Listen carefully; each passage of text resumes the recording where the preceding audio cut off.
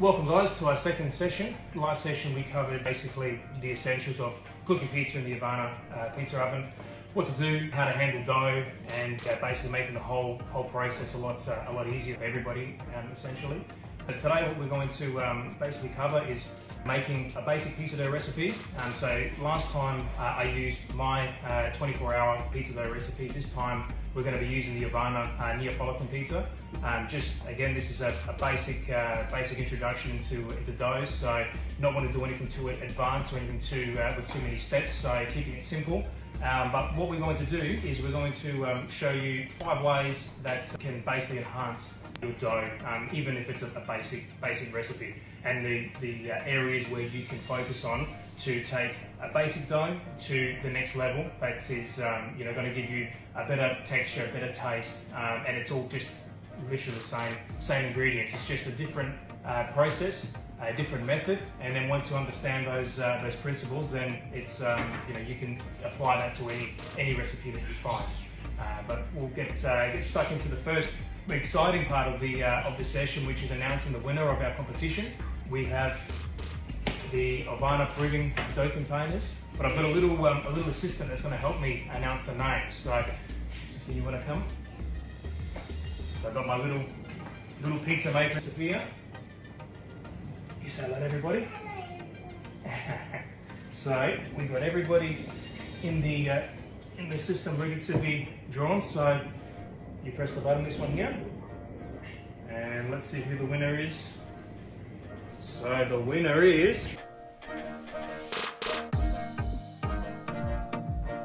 the winner. Congratulations. We'll get your details and get them sent out to you so you can enjoy those containers. So we're going to start with a mixing bowl. We'll start with what the recipe actually is. So, like I mentioned, it's the Ovana Napolitana pizza dough, which simple ingredients. It's got a few extra things in there which I don't typically use in my dough, but what I understand, it's to enhance crunch, enhance cooking temperature, cooking time, and being able to achieve a result in a short period of time.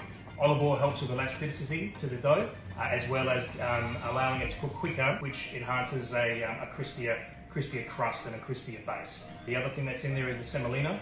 That again is to enhance the crunch of the base.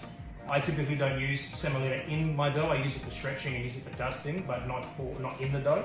But again, it's just a different flavour, different texture. The sugar feeds the yeast. Especially this is crucial with cold fermentation, because when you put your dough into a cooler environment, it slows down that yeast activity. So the sugar allows the yeast to have food to be able to continue to process, creating the gases inside your dough, which gives it that puff and that rise. I'll just go step through step. I like to call the top 5 basic tips that can enhance your dough. But essentially what you would normally do is you would add all the ingredients into your bowl. You then knead all of them together for 2 minutes. You shape it into a ball, put it in a bowl, a grease bowl, cover it up, and let that double in size. When that's doubled, take it out, chop it up into 3 to 4 portions, and then just wait for it to rest for 30 minutes, then you can use it. But we're going to change that a little bit. Number 1, obviously, doing it by hand is one difference, which again wasn't a plan, but that's all right. The basic principles that I like to apply is, number 1, try and disconnect the idea of a recipe relating to dough. It's basically a formula and it's a method. So all dough recipes, they all abide by the same rules, which is basically a percentage of your flour to water ratio, a percentage of yeast, and a percentage of salt. And all those factors dictate the end result of what your dough is going to turn out like. So for example, the more water you've got in your dough, the higher the hydration level is in your dough, which means the stickier it's going to be. But the pro to that is that will create a much bigger rise, a more crispier texture, because when it's cooking at high temperatures, that water can evaporate inside the dough, and that gives it more of that puff and that spring inside the dough, and again that crispiness as well. It's how you can achieve a crispy base, but it's still being crunchy and it's soft and spongy as well. So Salt is good obviously for flavour, but salt also can slow down the yeast process or the yeast production. The less salt you've got, the quicker it will ferment. The more salt you've got, the slower it ferments. But then you have too much and then you won't get any fermentation process at all. So that's another component. The yeast amount, the more yeast you use, the quicker it will ferment. The less yeast you use, the slower it will ferment. So typically, when I make dough, depending on quantities, if I'm making 6 bowls, if I'm making 10 bowls, 24 bowls, anything up to the 5 kilo mark, I'm usually only using the same amount of yeast. So up to 2 to 3 grams of instant dry yeast is usually what I'm using. But I typically do a longer, slower fermentation process, so it's got time to be able to work and do its thing to create what you're wanting to achieve. The other method is the way you actually mix it and combine everything together. There's lots of different opinions, lots of different professionals that say you should do everything in this order, should do it in that order. I only know from my experience of what I've done through my research and my trial and error. So my process has basically just been through a process of elimination. What works better, what doesn't work. So we'll go through that today. When you've finished mixing everything and you've kneaded your dough, during the bulk fermentation process, I like to do a stretch and fold rest. So during that bulk time of proving, it's a sequence of stretching and folding the dough back into a ball and then letting it rest again, and continue to do that a few times throughout that bulk fermentation. That then can develop more gluten structure, more elasticity, and it ends up with a better result by doing that. The other thing is the fermentation times. Again, shorter, slower, room temperature, cold temperature. There's lots of different ways that you can do it, and they all achieve a slightly different result in terms of flavour, texture. So again, I've experimented with a lot of different ways. My favourite is basically a bulk fermentation at room temperature, then a cold fermentation when it gets into the balls. But also I like having bulk proof in the fridge, as well as in balls in the fridge as well. Daddy wants dummy. Oh yeah, you don't use dummy. You've got your little apron on. Look at that. Oh, you've got a dummy in there, alright. You got one, okay. Yeah. You can come here, and we'll put this here. And you can stand up on here. Good job, okay. We don't need this though, because pizza makers don't have dummies. Alright. Okay, so we'll get stuck into it. So, mixing bowl, and then we've got all our ingredients already measured and weighed out. So we've got 350 grams of 00 flour. We've got 320 grams of water. Now it's just room temperature. In the recipe it says warm water. Because I'm going to show you like a cold fermentation version of this dough, it doesn't need to be warm. Warm just accelerates the fermentation time for the yeast. But if you're using instant dry yeast, that's basically already activated, so that can start working in cold or warm water or room temperature. So that heat is only just to speed up the process. We've then got 150 grams of fine semolina, and then some salt, sugar and yeast, and also our olive oil. So the first step that we're going to do is we're going to pour our water into our mixing bowl. Sophia, would you like to do that? Good job. Into the bowl. Good job. And we'll put this over here. And then what we'll do is we will put our yeast into the water. Tip that up. Good job. And we'll just give that a bit of a mix, just to start dissolving that yeast. Wow, you're giving me a great job, Daddy. Oh, thank you, Sophia. And I can't wait to eat it. Oh, yes, it's going to be very tasty. I can't wait to eat it. Olive oil in the water. And then we'll give that a mix as well. And also the sugar in the water. I want to put the salt in the water. Yes, you can. Just pop this lid. The lid. You put the sugar in the water. Good job. Okay, now not yet, not that one yet. Give that all a mix. Just wait for the sugar to dissolve. Let the olive oil just mix up in the water as well. And hopefully by this stage the yeast is pretty much integrated with the water. So the next thing we're going to do is we're going to take our semolina and we're going to pour it into our flour, because we're going to mix that all together, because we want to have everything combined evenly. So already we're doing different to the process of what is in the recipe, which is basically putting all the ingredients into the bowl and then mixing everything in one shot. We're taking everything step by step, doing everything slowly, because the main thing in particular, which is important, is two elements, is your flour being added to your water very slowly, and also the salt not going in until most of your, or at the very least half of your flour has been added. That way the salt doesn't affect the yeast, because when salt makes contact with yeast, it can kill your yeast. So we'll give that a mix now with your hands. You want to roll your sleeves up? Yeah. Good job. Okay, now can you get your hands in there and mix all that flour and semolina together? Good job, not too fast though, we don't want to spill it everywhere. Good job. Alright, take your hands out and clap it together. Oh, good job. Okay, so did you want to hold this bowl for Daddy? Yeah. You hold that, and Daddy's going to slowly pour this in. Slowly pouring in the flour and semolina while I'm mixing around in the water.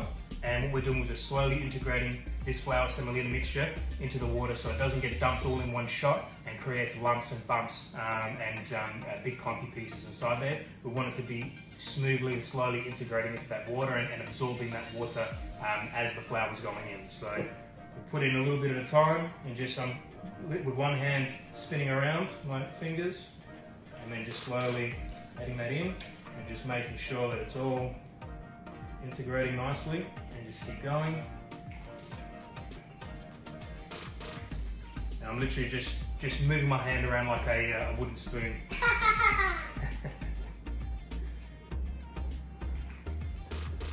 It's good to have a little assistant.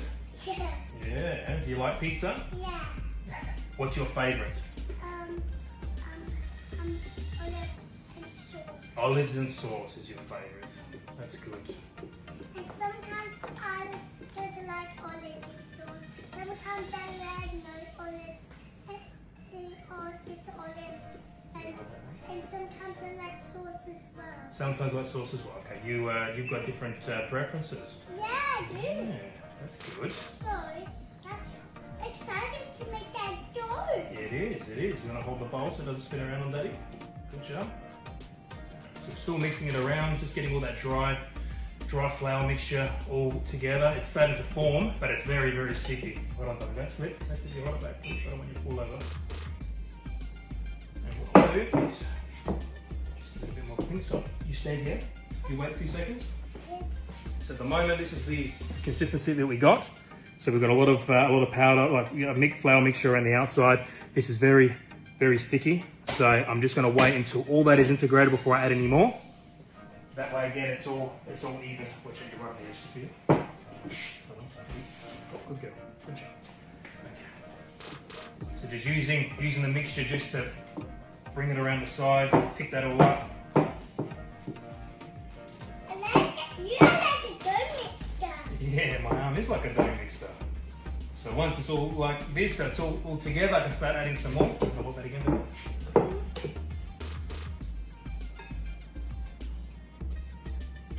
A little bit by little bit now, and very soon we'll see that it starts to come together more like a dough.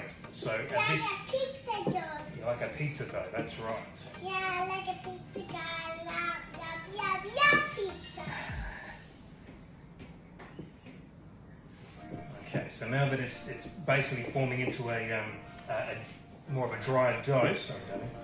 I'm just going to be pulling it up and then folding it back on itself and pushing.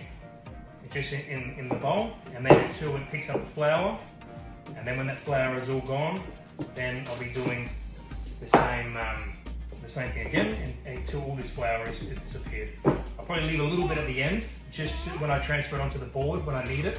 Yeah, I do like that. That's fun. Like a circus. Like a circus? Yeah. What do you mean? You said circus. That's why I said circus. Yeah, funny, Daddy. Circus. You're funny. You know that? Yeah. Okay, so that's picked up all that extra flour, and I'm going to put a bit more in there. And we'll leave this much at the end to tip on top. Now, this being a more, a less hydrated dough, is very easy to work with. If it had more water content in there, it would be a lot stickier to be able to do this by hand, and you'd have to do a slightly different process. Yeah, that's right. So if this was sticky, you would do a different kneading process, especially in this combining stage. So that's probably good enough. So we'll take this out, put put it here. And I'm going to start pressing here. Not yet, darling. That's when we make a pizza. Yeah, I'm going to say everyone that. So, I'm a going to little say bit more here as everyone well. that. Put it on top. And now what we'll do is put the salt in now. You peel this up. Look, from the bottom. From the bottom here. You grab it. Pull it up. Cool. Flip it over. Yeah. And push. Push. Good job. Okay. Now I'll show you again. You stand back. So we're up and push. Up and push. And we're twisting at the same time. And what we're trying to achieve is pulling and stretching that dough to break those fibers, and then pushing it back on itself, and it's basically folding it all into place, and that's developing gluten structure as you break and stretch and break it. It's like a muscle when you're working out with weights and you're training your muscles. Tearing those muscle fibers is what then repairs and makes it stronger, and then it grows bigger. It's a similar principle. So we're continuing to stretch it out. We get all this other well. Yes, so what you want when you know it's ready to stop is when you can feel it springing back on you, but also when you can feel it getting room temperature, no longer cold. So it feels like in your hands it's the same type of temperature as your body temperature. Thank you.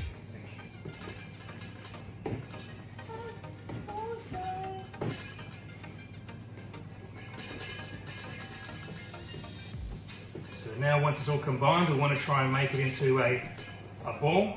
So we're trying to just fold it over the top,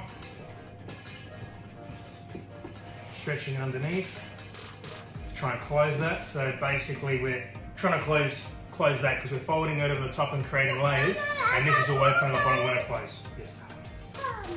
Thank you.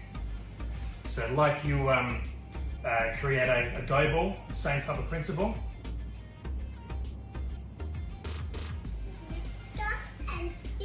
And then just drag it on the bottom of your surface, and that will close it.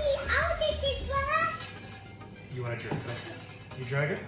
Good job. Okay, then up. Do it again. Good job. Okay. Now, do you want to get me the silicone mat, please? You go inside and get the silicone mat. I just want to get the silicone mat. I don't say before. Either on the surface that you're working on, or on top of the silicone mat, which is ideal because it doesn't stick to it, which is coming right now. Thank you very much.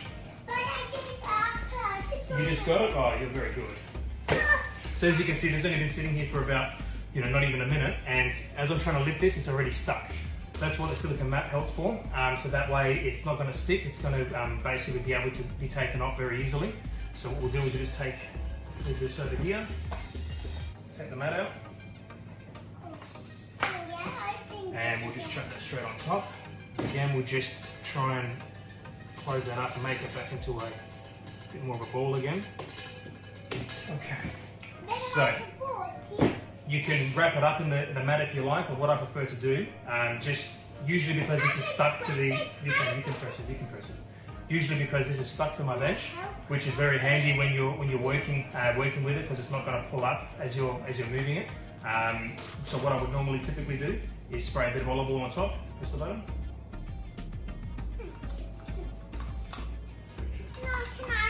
Yes, you can rub it. Okay? Don't press it, just rub. Okay, good job. Okay, now you've got dirty hands, don't touch anything now.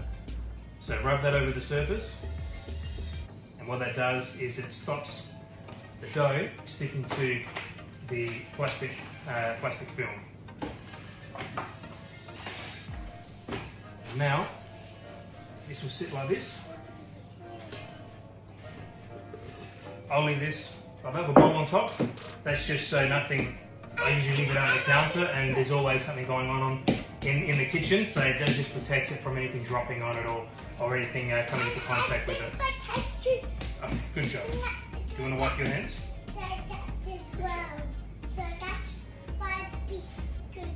That's why we do that. Okay, that's good. So I'll leave this for about half an hour. With a more hydrated dough, I'll do this process every 10 minutes, which is basically taking off the bowl, taking off the plastic, and then lifting the dough, stretching and folding it back into a ball again. So every 10 minutes with a high hydrated dough, with this dough being about 55-60% hydration, you can probably maybe every half an hour to 45 minutes you can attempt that. And what happens from this stage is this dough is going to relax and it's going to start to rise, relax, and it's going to spread out.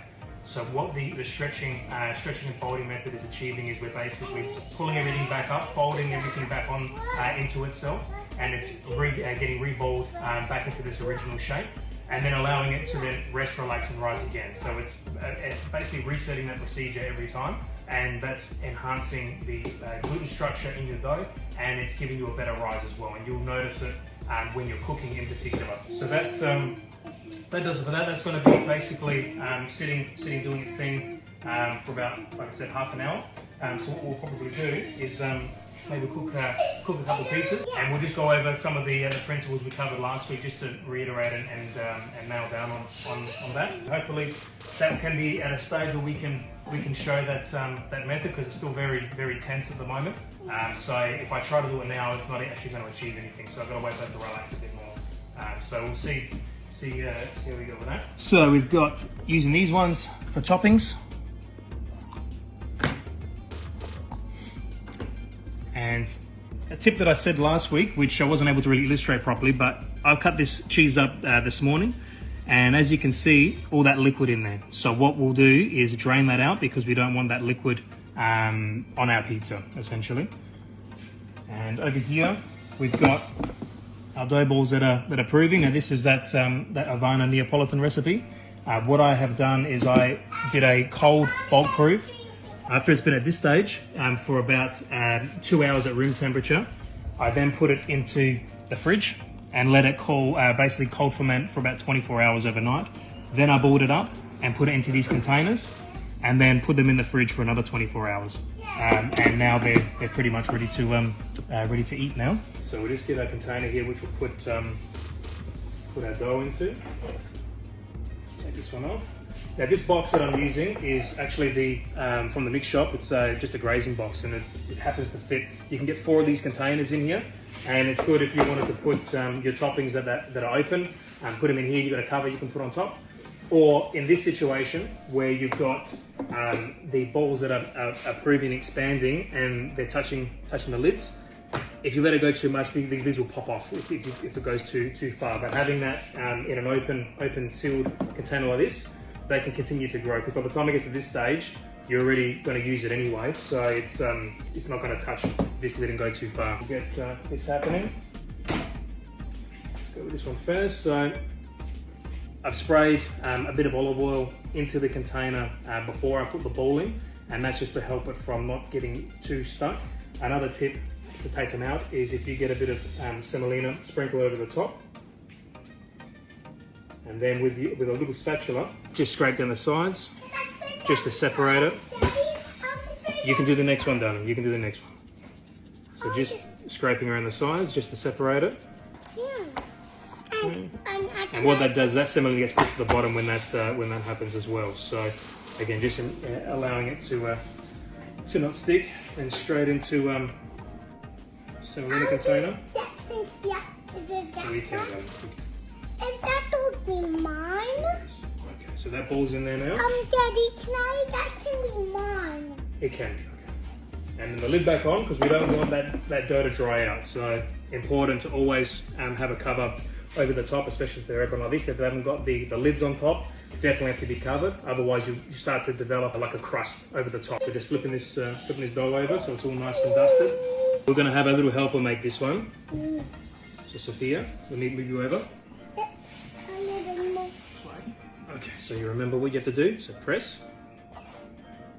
Press. There's a buckle, yeah. So press. All the way around. Good job. Yeah, press. You like it? Flip it over. Yeah.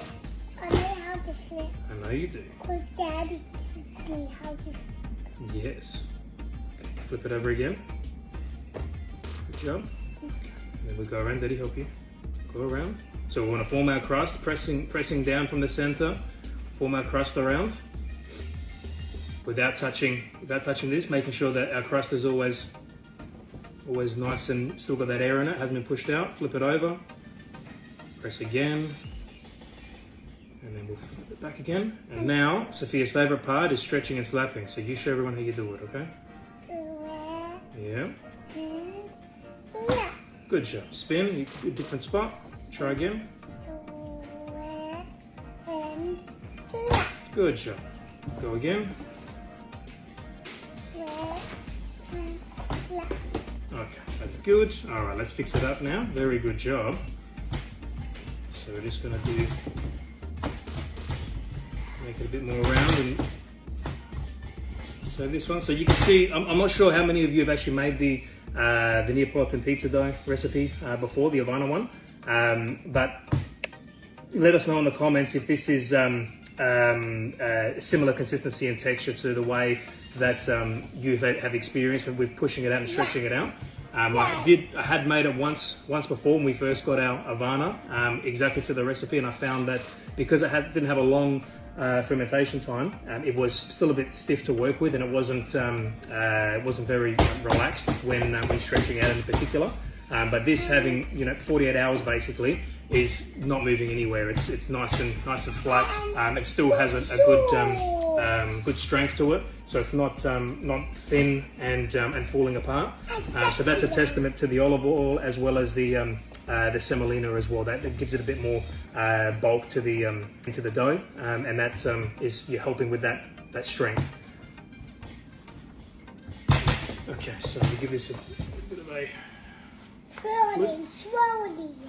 Okay, alright, so we've got it's around. Okay, what did you want to put on your pizza, darling? I think in the margarita pizza. Okay, we'll do a margarita. Have your face for a second. Okay, just got semolina all over her face.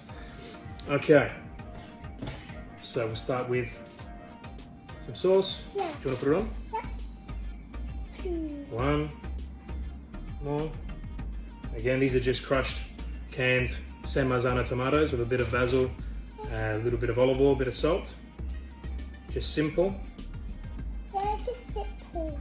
Yeah. And I don't like tomatoes, that's why sometimes Daddy has to put tomatoes in there. And now, I'm going to go with some few pieces of basil. I'm going to put some basil on there. One, Good job. Another one. two, Another one. three. And a little bit of cheese. Bit of cheese. Okay. Place that on there. 1, 2, 3, Sure. 4, Like this. Like this. 5. Oh, there we go. And we're going to now check our oven, make sure it's at the right temperature using our thermometer. Yeah. So that's been preheating pretty much the whole time that we've been talking. So that temperature that's now at like 490 degrees, which is very, very hot. But with that door off, we'll just turn it down to low with our peel. You can put this on the side here and leave it there. And what we're going to do is just basically pick it up and pull it straight onto the peel. Yeah. That's right. Make it back to a circle, and then we're going to bring it over. And I'm going to put it straight in the oven. 1, 2, 3. And wow! And we'll put it like that. I'm hungry. So we'll let that I'm cook. hungry. I'm hungry. You're hungry? Awesome. I'm very, very, See if I can get very a hungry. close up. So just going in from the side, just from like the same as last week. In from the side on the far left. Tilt it slightly, and then roll it to the front, and then place it back in the center. And then I'm going to Okay, pick there we that go. ready. And we'll put this Yeah. on here. And as you can see again with the cooling rack, all that steam that's coming up, you get a good shot of that there.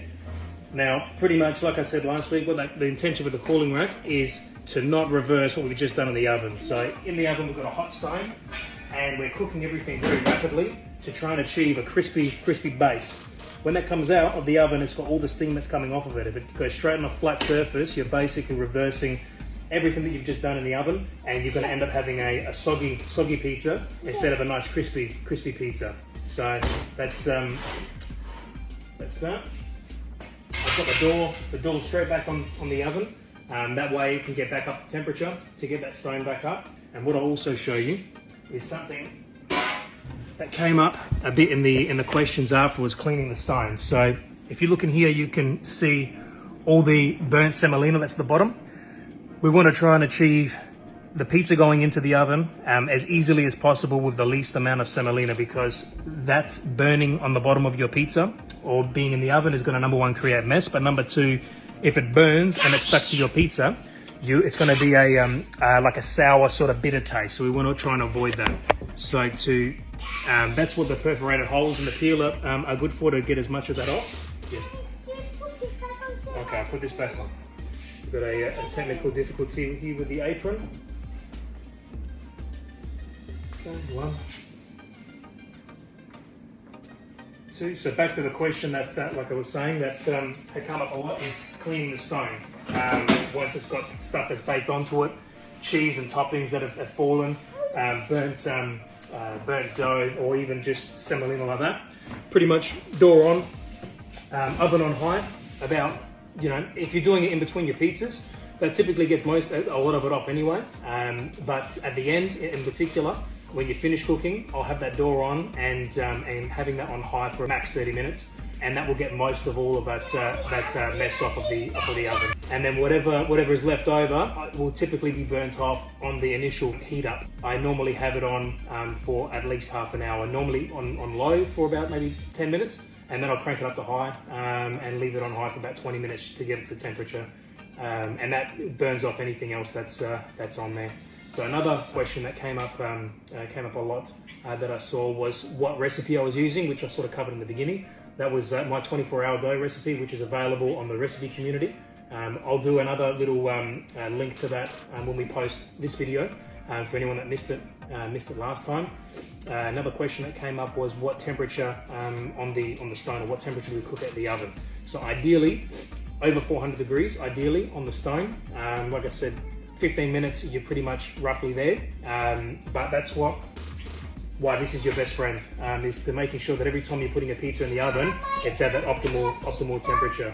What I will do next is do another one of these in half an hour's time.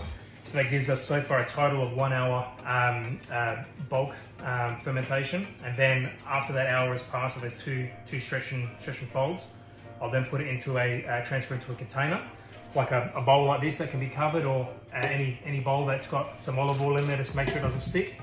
I'll stick that in the fridge and leave that for about 24 hours. Take it out, let it get to room temperature, divide it into 3-4 portions. I got 3 portions out of that with some leftover, because I wanted to stick to about 250 grams, just because I didn't want it to pop out of the containers too much.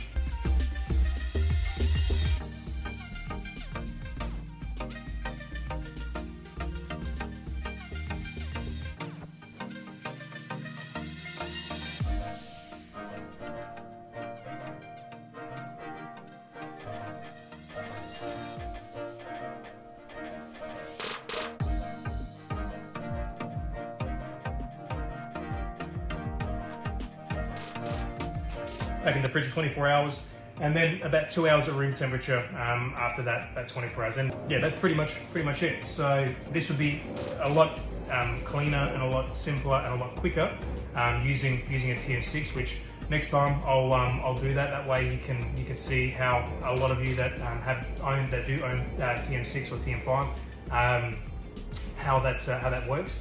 And yeah, you won't have messy sticky hands. Obviously you won't have a real big messy work surface. We'll open up to some questions in a minute. I can see comments coming through, so I'll try and scroll back through some of the questions that I saw that went past. Yeah, and there's one of the things is that we're going to basically for the next couple of weeks until the next session, we're going to run another promotion, which this time is going to be for every Ovana chef's best friend, the infrared thermometer. So we'll be giving away one of these for one lucky member. And just so you know that pretty much these promotions are exclusive for members only. So if you know people that own Ovanas that aren't a part of the group, invite them in so they can join. They can be a part of these sessions as well as the competitions as well, and all the handy great tips and experiences you guys share too of what you're cooking, how you're cooking, questions and all of that. So yeah, the more people, the better, obviously. And as we grow this community, more and more things we can come up with, and more exciting things that we can do in the future. So yeah, this is really just the start, and hopefully we can make some cool things happen. So what we didn't do last time, which I should have done, I didn't even get to eat the pizza to try it and tell you what it was like. So we'll slide this onto our board. So again, it's nice and crispy. It's not sloppy at all, which is what we want. Now it's been sitting a little while, so the crunch is probably not there what it should be. Let's have a look. So we'll have a look at the sides. So you can see the air that's in there. Again, it's not floppy. I mean, obviously it flops down, but that's because of the triangle. But it's not like nothing's all falling off of it, is what I mean by floppy. Underneath is nice and cooked. The toast is good too. I have to do a video to compare, for example, this particular recipe as it's written, and the procedure and method as it stated, as it was created, versus this way, just to show you the differences on how those little tips do make a big difference. So being in a live environment, this is very hard to be able to obviously show you that, but I'll definitely do a video to show how those five tips can definitely enhance your dough. And I forgot to mention what the fifth tip was, which basically is the love for pizza and the enjoyment of pizza. So that's the most important one. So we'll get this out of the way. Fire away with any questions, and we'll see what we can answer. And I can see the comments this time. So if there isn't any questions this time, then it's because none are being asked. Okay, so question from Danny: can the dough be formed into the round base and placed in the fridge to use the next day? It's not going to be the same, put it that way. So as soon as it goes from a ball and you stretch it out into a base, and then you let it sit there, all that surface area, which is what is being exposed to air, even if you cover it up, it's not the same as being in as a ball. So as it stretches out, it's going to have a tendency to try and re-rise again. So it's probably not going to be exactly the same as the way it left. The best way is to have everything still in a ball. If you're not going to use it, put it in the fridge, and then you can use it the next day. Brand the flour that I use is a combination of what I can get at the time, but in particular, most common one that I use is Caputo flour. But there's another Italian flour that I love, which is very hard to get, which is Petra flour. So you can't get that from everywhere. I don't even think you get it from any, not here in Adelaide anyway, any supermarkets or any continental stores. You have to get it online.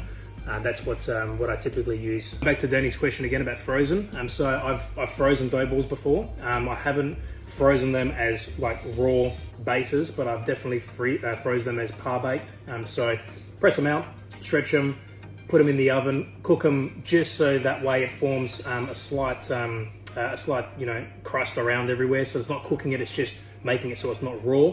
Then taking it out, letting it cool down, and then putting it in the freezer.